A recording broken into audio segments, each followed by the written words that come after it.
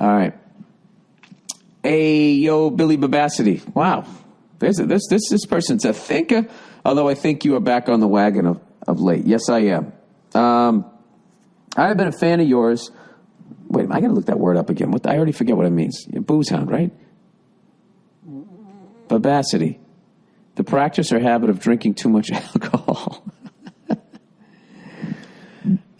Somebody who boozes, that's a great name for a band. It's a great name for a podcast. Billy Babacity, I don't know if you can beat that. That's a great wrestling character. Hey, he's drunk. He can't hear the ref.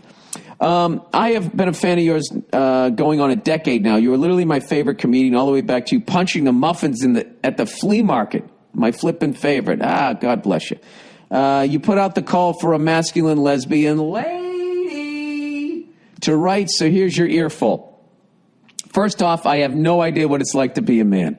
All I know is that I can relate to so many of your jokes and rants about the dynamics between men and women from the man side. Isn't it refreshing to hear a woman say she actually doesn't know what it's like to be a man? So many of these fucking assholes. I know exactly what it's like. It's easier. You're a cartoon character. I've been married to my lovely wife for 21 years, the first 9 illegally until same-sex marriage became legal in Massachusetts when we legalized our vows. Congratulations. In our relationship, I am the breadwinner, the fixer of all broken things, the killer of scary bugs, for sure, the one who would have to climb on the roof and fix the damn antenna in the rain. Barring that, the one that's got to negotiate with the servicemen while she nudges me and says, just pay him, I'm missing my show. The one who pays for dinner, even when I'm the celebrated. The list goes on. Oh, my God. Jesus Christ, could I have a beer with you? Further, I am expected to ensure my lovely wife is wowed on Valentine's Day, our anniversary, and her birthday. I make good money, don't get me wrong, but my gosh. I like that you already said flippin' and my gosh. Are you a card player? Do you play old lady cards, crazy eights? Where the hell am I? I ended on my gosh. In fairness, she puts up with my mercurial attitude, circular debating, and occasional raging. Wait, is somebody trolling me right now? Is this the lesbian version of me? Still, I have, but I don't say my gosh.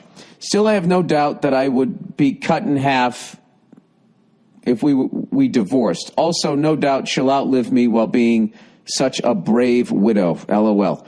Before I get all Rodney Dangerfield on you, no respect, I'll tell you, no respect at all. In truth, we are the best of friends all the way back to our first day in high school. She understands me more than anyone in my life and has truly helped push me forward in my career in ways I never thought possible. Win-win. See, now as a man, I don't think I could ever admit that about my wife. Maybe that's the flaw.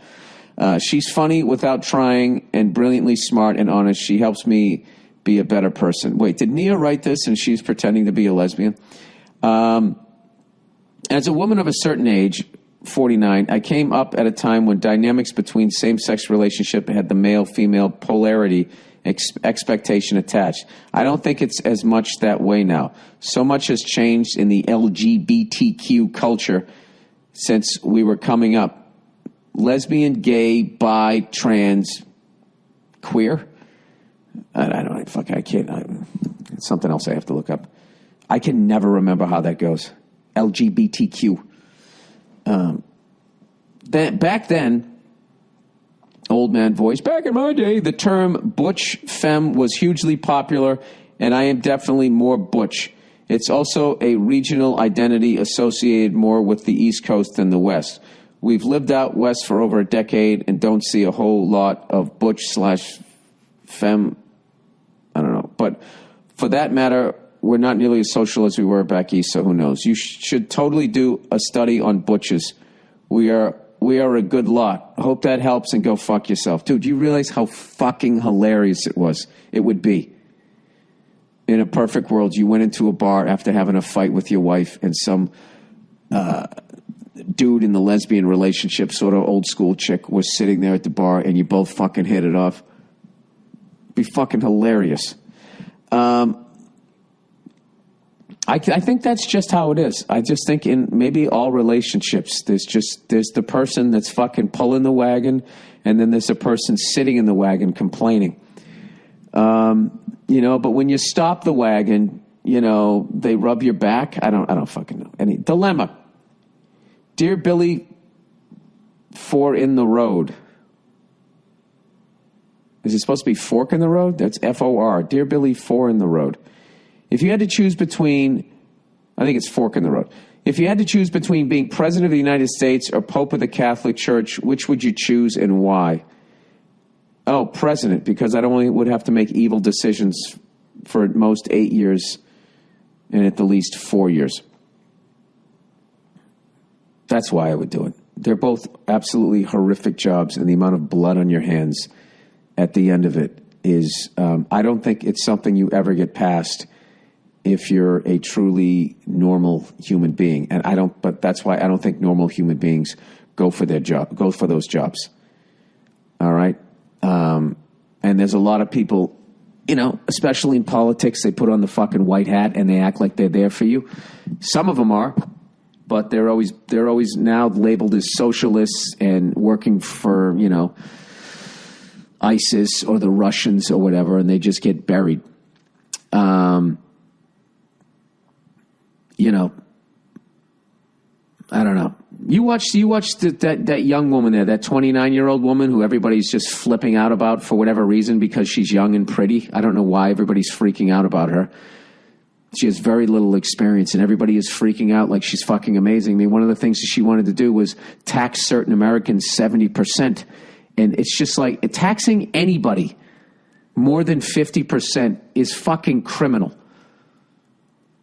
The fact that you're doing the job, you actually get up and do the job, and then somebody who didn't do the job gets more fucking money than that is fucking criminal. And watching this woman just sitting there, talking to these old politicians and acting like she's sitting there with a 2x4 and is going to start cleaning shit up, and she's completely ignoring the $800 billion gorilla in the room. Completely fucking ignoring it. Okay, and she's going to, you watch all her righteousness and all her fucking bullshit. I guarantee you, guess who's going to be a multi-millionaire at the end of her political career? Even if she doesn't advance past the senator, House of Representative level, where she only makes 6 figures a year, guess who's going to be a multi-millionaire? Sign a massive book deal, totally fucking sell out, and buy a big-ass fucking house, and maybe do an arena tour like Michelle Obama, or go on a speaking tour like every other fucking president. You watch and go, they ain't going to talk to you.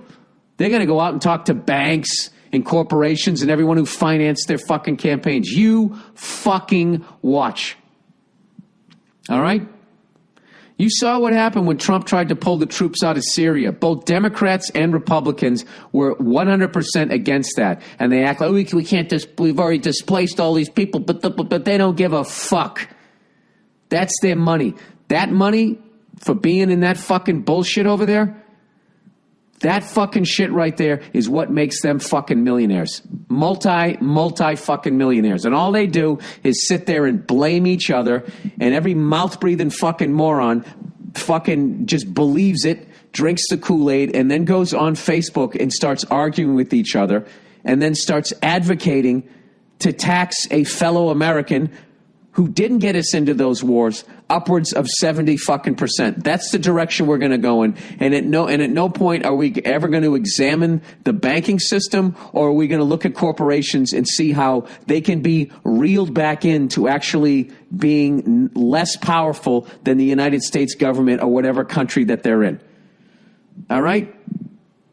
That's the world you enter as president or Pope. Pope of the Catholic Church, Catholic fucking Church, I mean, they're one of the biggest fucking terrorist organizations ever. Ever.